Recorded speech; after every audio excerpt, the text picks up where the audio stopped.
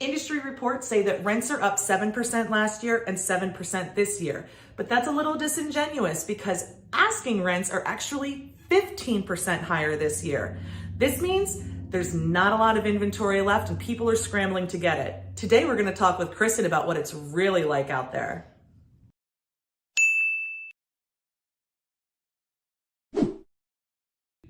I'm Jennifer Rulins, landlord, educator, advocate, and broker at One Focus Property Management. And this is Kristin Leet, our leasing agent superstar at One Focus Property Management. And today we're gonna talk about the wild world of leasing. What's happening? What does it look like from her point of view? And what should you be doing to maximize this time in the market? Kristin, welcome. Thanks for joining us. Thanks for having me. Why don't you share with our viewers today, how active are you as a leasing agent? On average, how many properties are you leasing a month, a year? Well, I am a busy bee. I am all over the place, about 250 to 300 properties a year. It takes a lot of work, but we make it happen. Awesome. So you clearly know the most about what's happening with the rental market, at least in North Central Pennsylvania. I feel very confident that I'm knowledgeable. Well, in the last 2 years, a lot of things have changed. Yes. So we've seen people renewing their leases more than ever. We've seen rents going up. What are you seeing out there? I'm seeing a variety of things. Okay. We have landlords that are selling their properties and not wanting to renew their leases because the market for people buying and selling, it's just very hot right now. Oh, wow. We also have homeowners that have sold their houses because they've gotten incredible deals and now they need a place to live. Wow. We also have, the tenants of those places that are just desperately trying to find something, and it's low inventory overall. Yeah, we're about 5 million housing units short in the United States. So housing availability is a huge problem countrywide. I know here in our area in North Central Pennsylvania, we have what's called tertiary markets, which are markets that have gotten really popular post-COVID.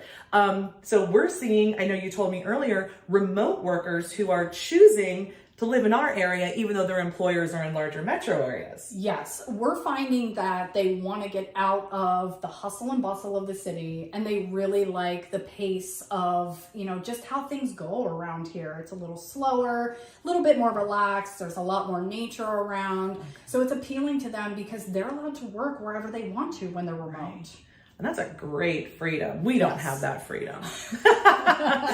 But, what's interesting is if we think about asking rents being up 15% in 1 year, and I know inventory is very, very low. Here at One Focus, we're running very consistently a 98 to 99% occupancy, and those vacancies are really just vacant for the time it takes to turn them to get the next tenant in.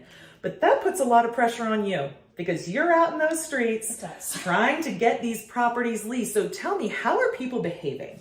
They are anxious. Okay. They are very rammy, for lack of a better word. A lot of it is just the anxiety of, can I get qualified for this place? Can I even find a place? There's so many unknowns, but it just overall, people just have this higher sense of urgency.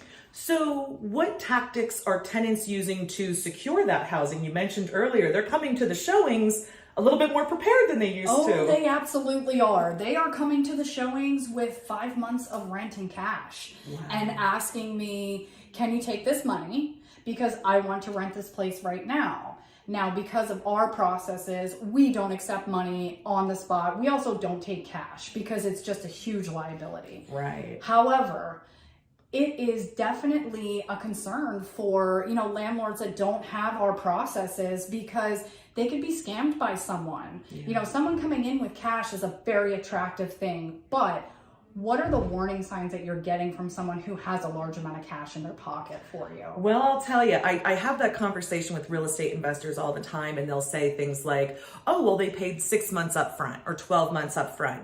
And I say this to that: do not be boondoggled by upfront payments. Upfront cash payments are not necessarily your friend. Now, at One Focus, we'll take your payments in advance. However, it will not change our application process. So that upfront payment will not alleviate or waive the application process in any way. And I really encourage you, investors, please hold tight to a process that works for you. Make sure you're compliant with federal fair housing and make better decisions.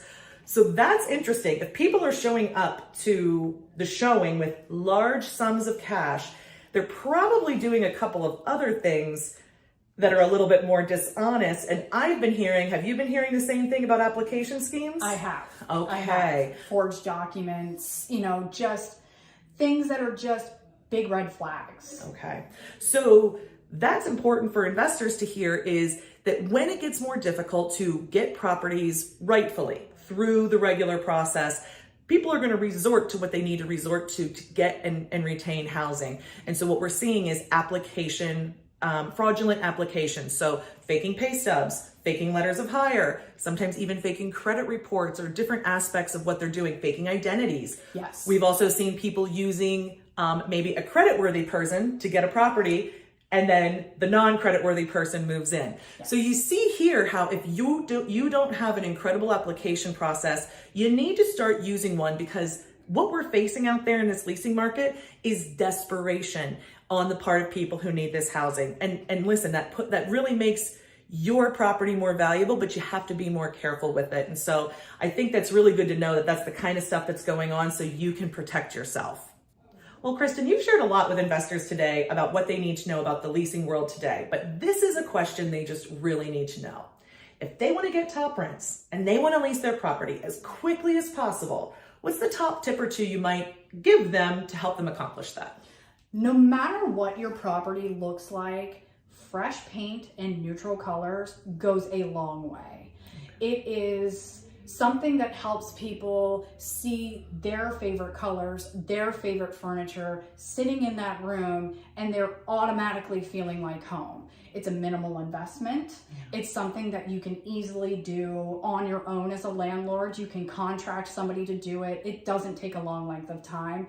Yeah. It's so important. Yeah, and I would pair with painting, cleaning. Yes. Because you don't realize how dirty something truly is until it's vacant and you can see every corner, every baseboard, every piece of trim. And I think that advice goes hand in hand with painting, because really the end result is fresh, bright, clean. Yes. Places where people want to be. Yes. Kristin, thank you so much for bringing your expertise to us today. Making these videos is so fun for our team. We love sharing what we know with you. I hope you'll let me know what you thought of this video in the comments. Let me know what else you'd like to see a video on. And don't forget to hit subscribe and share with a friend. We're trying to reach everybody. Have a great day.